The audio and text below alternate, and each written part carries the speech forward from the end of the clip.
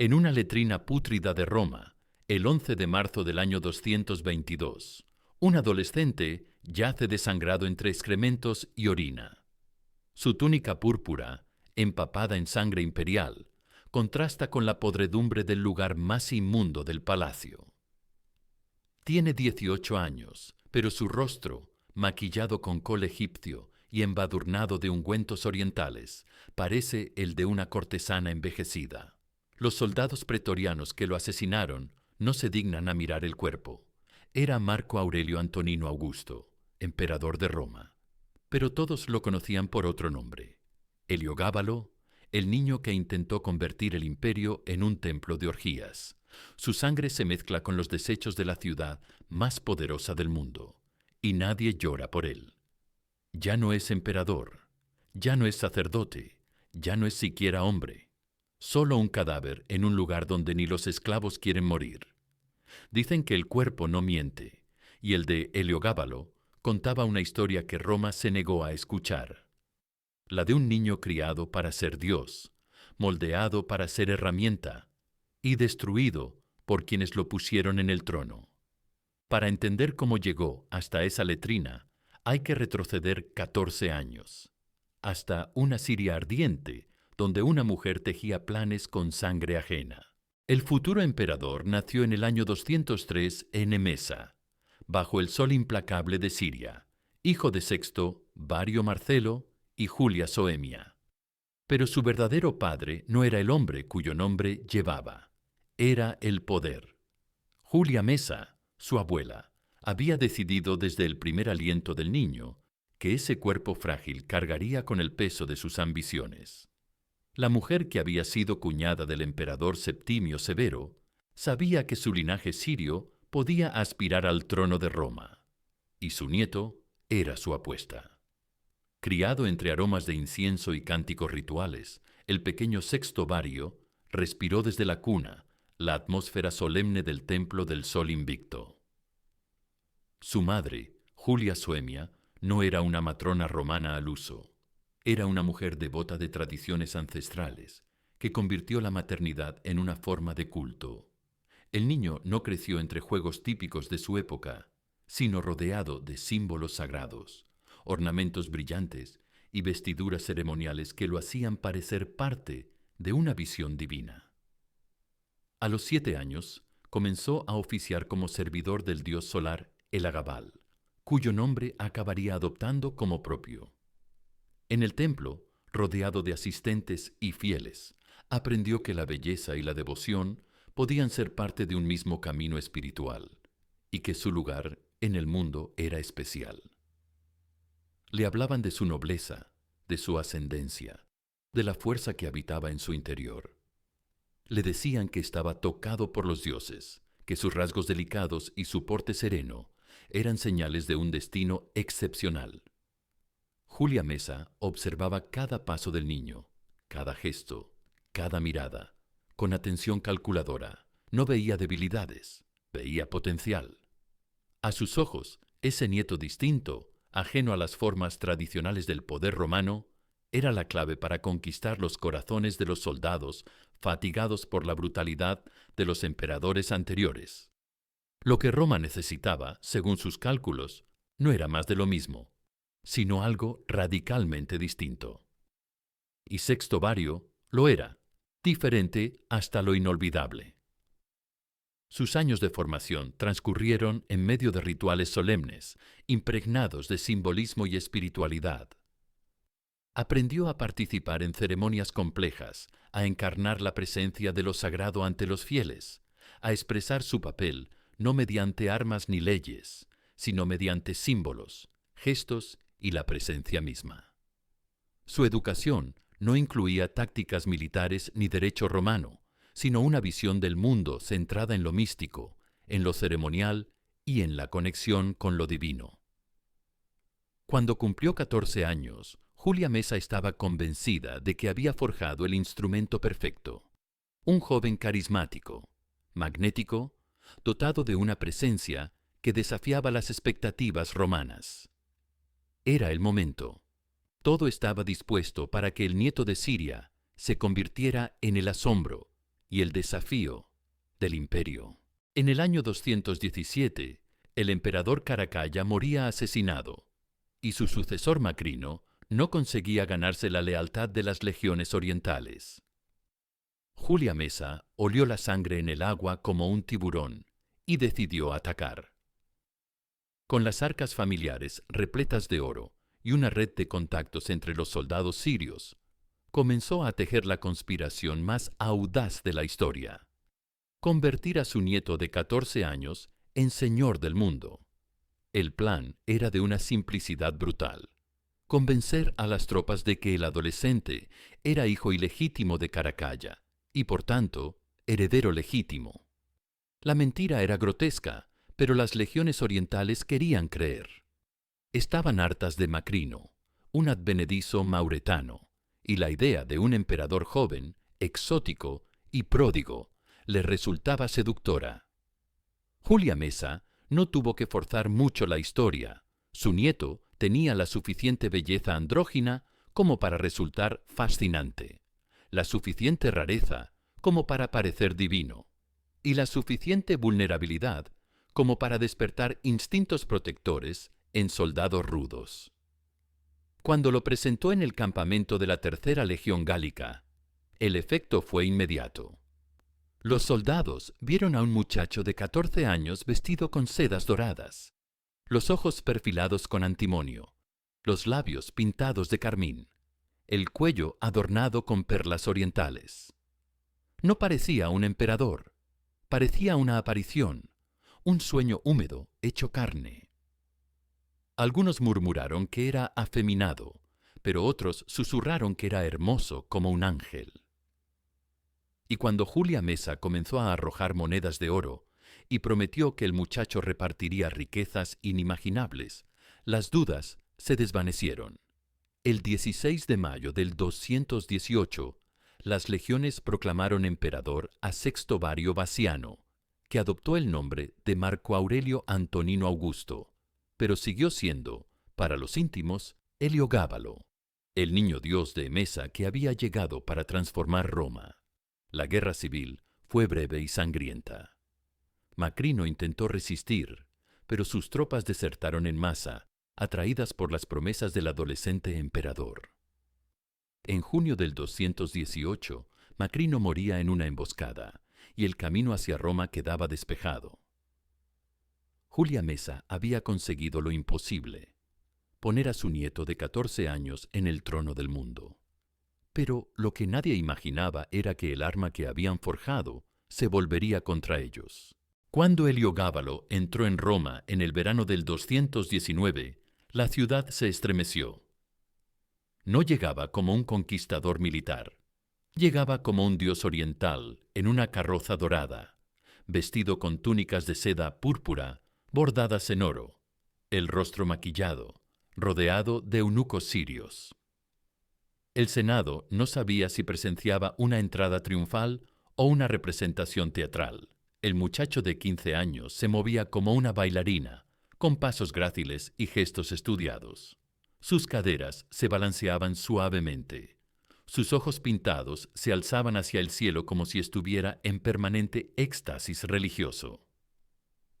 El verdadero shock llegó cuando anunció su primera decisión imperial. El dios Júpiter sería destronado. En su lugar, Roma adoraría a Helagabal, el sol invicto de Emesa, cuyo símbolo sagrado, una piedra negra cónica, sería instalada en el Palatino. Los senadores intercambiaron miradas de horror. Roma llevaba siglos adorando a Júpiter, y este niño sirio pretendía reemplazarlo con una piedra bárbara. Cuando intentaron protestar, Heliogábalo los cortó con una sonrisa dulce. Quienes no aceptaran al nuevo dios serían enemigos del Estado. Sin pudor, sin límites, sin comprensión de lo que significaba dirigir un imperio, Heliogábalo convirtió cada día en una exhibición de sus deseos más íntimos. Su corte se llenó de amantes: Hierocles, un esclavo rubio conductor de carros; Zoticus, un atleta que recibía honores de cónsul por sus servicios nocturnos; El emperador no ocultaba sus relaciones. Las exhibía como proclamas de su naturaleza divina. Aparecía en público de la mano de Hierocles. Se besaba apasionadamente con él ante las estatuas romanas. Los senadores asistían a esas escenas con náusea y terror, pero nadie protestaba abiertamente. Heliogábalo había desarrollado una técnica política genial. Repartía oro como caramelos. Cada transgresión venía acompañada de un regalo fabuloso. Los pretorianos recibían pagas extra cuando aparecía vestido de mujer. Los senadores obtenían propiedades cuando participaban en sus rituales. Era la decadencia más cara de la historia, pero funcionaba. Roma se acostumbró al horror porque el horror pagaba bien. El emperador llegó incluso a ofrecer fortunas a médicos que pudieran completar su transformación en mujer. Durante 4 años, Heliogábalo transformó Roma en el escenario de sus fantasías religiosas y sexuales, pero nunca entendió que estaba representando un papel en una obra escrita por otros.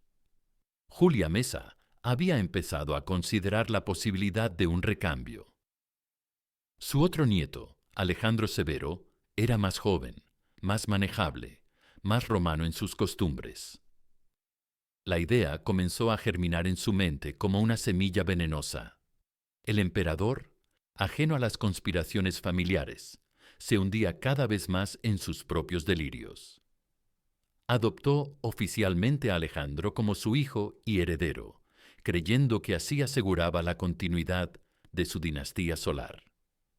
No se dio cuenta de que acababa de firmar su sentencia de muerte.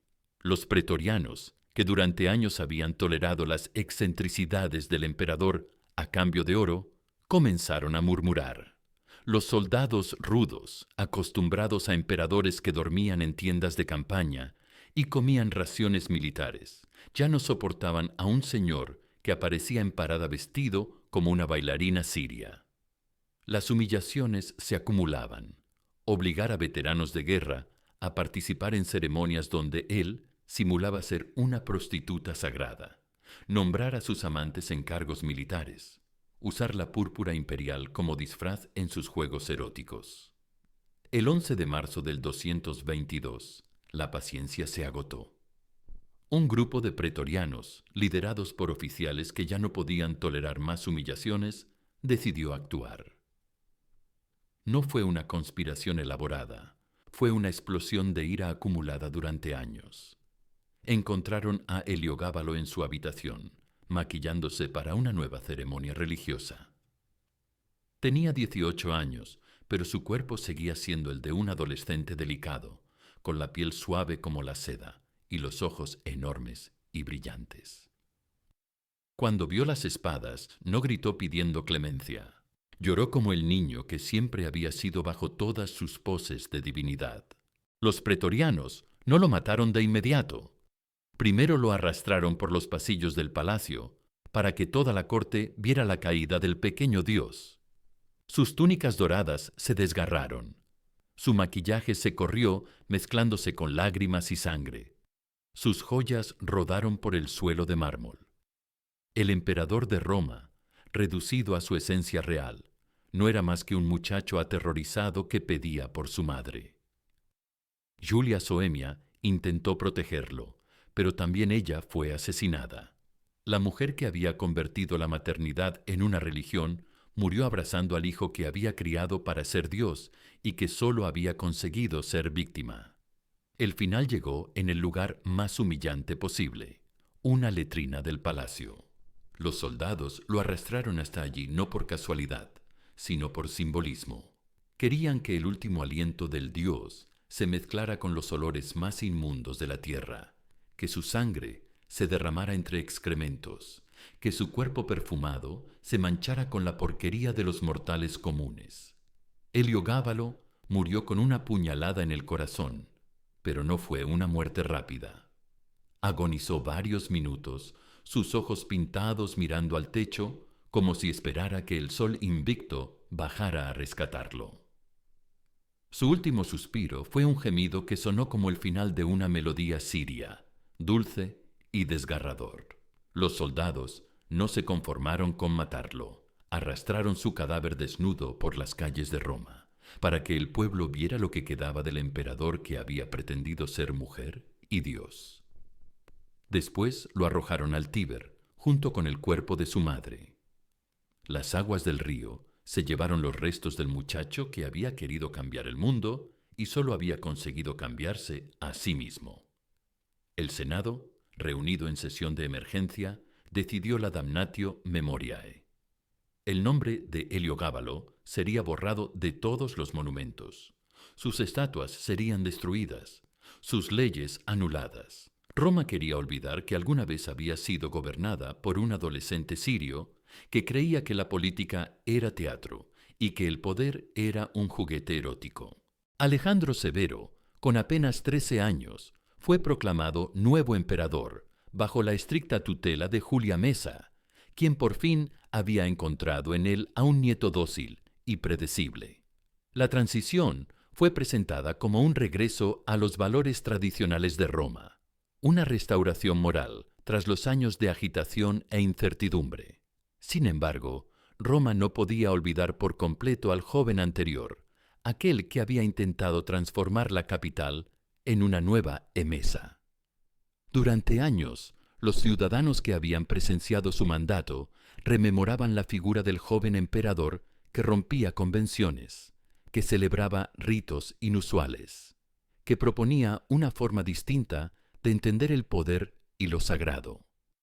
Los historiadores romanos, alarmados por el eco político de su memoria, lo describirían como una figura caótica, un ejemplo de lo que ocurre cuando los usos extranjeros invaden el corazón del imperio.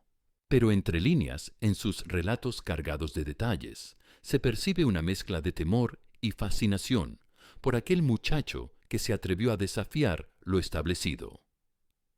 Porque Heliogábalo no fue simplemente un gobernante que fracasó. Fue uno de los primeros líderes que intentó ejercer su autoridad desde un lugar radicalmente distinto, cuestionando las normas, rompiendo moldes, proponiendo símbolos nuevos para un mundo viejo. Su figura representaba un enigma para una Roma que no estaba lista para comprenderlo.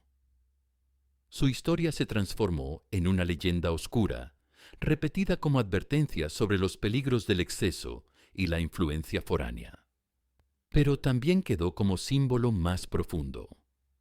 El retrato de un adolescente rodeado de poderosos intereses, moldeado por voluntades ajenas y finalmente descartado cuando dejó de servir a sus fines. Siglos después, cuando los arqueólogos excavaron las ruinas del templo de Elagabal en el Palatino, encontraron restos de ceremonias que confirmaban las descripciones más escabrosas de los historiadores.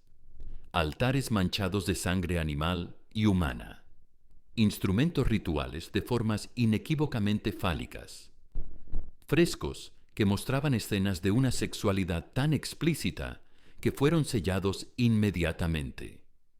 El templo había sido destruido y reconstruido varias veces, como si Roma no pudiera decidir si quería borrar completamente la memoria del muchacho Dios o preservar algo de su extraño legado. En los cimientos encontraron la famosa piedra negra de Emesa, el símbolo fálico que Heliogábalo había traído como representación de su divinidad.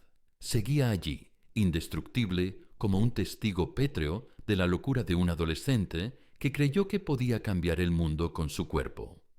Y aún hoy, cuando los turistas visitan las ruinas del Palatino, los guías evitan mencionar ciertos espacios, ciertas habitaciones donde las piedras conservan manchas que ningún químico moderno ha logrado eliminar. Manchas de sangre, de perfumes, de sustancias que prefieren no identificar, como si el eco de aquellas orgías sagradas siguiera resonando en el mármol, como si el fantasma de un muchacho sirio aún danzara entre las columnas rotas.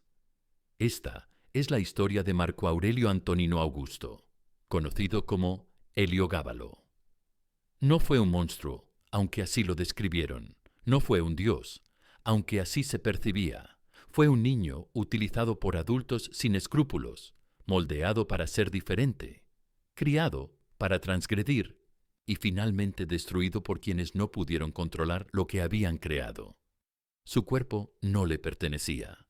Pertenecía a los planes de Julia Mesa, a las fantasías religiosas de Julia Soemia, a las necesidades políticas de un imperio en crisis. Cuando una persona deja de ser vista como humana y se convierte en símbolo, deja de ser. Y Heliogábalo dejó de ser mucho antes de morir en esa letrina romana. Así mueren los dioses falsos, no con grandeza, sino con miseria. No en templos, sino en letrinas. No como leyendas, sino como advertencias de lo que sucede cuando confundimos la diferencia con la divinidad, cuando convertimos a los niños en herramientas de nuestras ambiciones, cuando olvidamos que detrás de cada símbolo hay un ser humano que sangra, que sufre y que muere tan solo como cualquier mortal. Si esta historia te ha estremecido, compártela, porque aunque han pasado 1800 años desde que un adolescente maquillado murió entre excrementos en Roma, seguimos creando niños símbolo. Seguimos utilizando cuerpos ajenos para nuestras fantasías políticas. Seguimos confundiendo la transgresión con la sabiduría. Y la historia, que no perdona ni olvida, nos enseña que quienes usan a otros como herramientas terminan siendo víctimas de sus propias creaciones.